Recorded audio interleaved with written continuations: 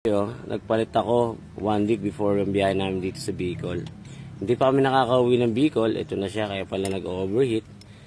At maingay. Yan napaka-nipis na agad. Hindi naman ako gano'n nagpipreno. Saka pinalitan ko rin yung bago rin to. Bago rin na display, rotor. Ito siya Kaya napabili tuloy ako ngayon ang brand new na. Ito brand new to.